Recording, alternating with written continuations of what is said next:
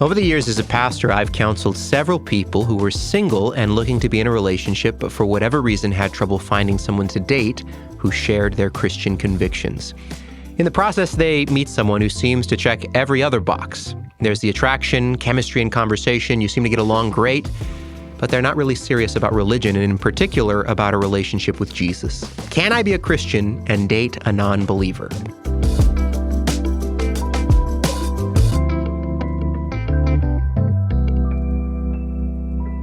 So oftentimes in this scenario, it's not that the person is openly hostile towards your faith, right? They might say, oh yeah, I used to go to church as a kid, or I love that you're so spiritual and that this is a part of your life. They might even be willing to go to church with you. We've all heard stories of individuals who came to faith through missionary dating. But does that mean it's a good idea? In the Old Testament, God strictly forbade his people from entering into relationships with those outside of the covenant community. Moses told the people, "You shall not intermarry with them, giving your daughters to their sons or taking their daughters for your sons, for they would turn away your sons from following me to serve other gods." Deuteronomy chapter 7, verses 3 and 4.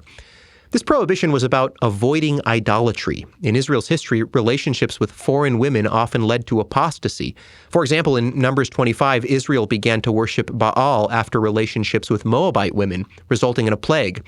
Similarly, Solomon fell into idolatry because of his foreign wives in 1 Kings chapter 11. The New Testament carries the same principle. Paul wrote to the Corinthians encouraging marriage in the Lord, meaning with someone united to Jesus by faith. He wrote, "A wife is bound to her husband as long as he lives, but if her husband dies, she is free to be married to whom she wishes, only in the Lord." 1 Corinthians chapter 7, verse 39. Paul also wrote, "Do not be unequally yoked with unbelievers. For what partnership has righteousness with lawlessness? Or what fellowship has light with darkness?" 2 Corinthians 6:14. If you're a follower of Jesus struggling with this issue, remember, God knows your desire for a relationship. Don't let impatience lead you to settle for someone who doesn't share your faith. You don't want someone to see a relationship with Jesus as merely a way to be with you. That often ends in hurt. Commit to saying, as a follower of Jesus, my potential partner must also follow Jesus. This isn't just a preference, it's a non-negotiable. A college professor of mine used to say, run after Jesus with all of your heart, and as you're running, look to your right or your left. If you see someone of the opposite sex running at the same pace, say, will you marry me? The point is, find someone to chase after Jesus with you. So if dating someone indifferent to Jesus is no big deal to you, consider whether Jesus is as much of a priority in your life as he should be. I mean, if you're fine dating someone who could take or leave Jesus, could that be because you yourself could also take or leave Jesus?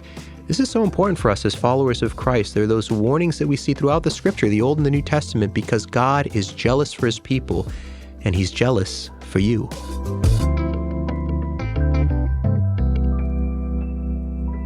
Is the biblical view of marriage an outdated convention?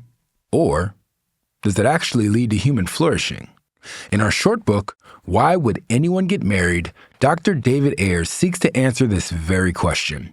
Today, the nature of marriage is up for debate, and people are grasping at answers for its purpose and design.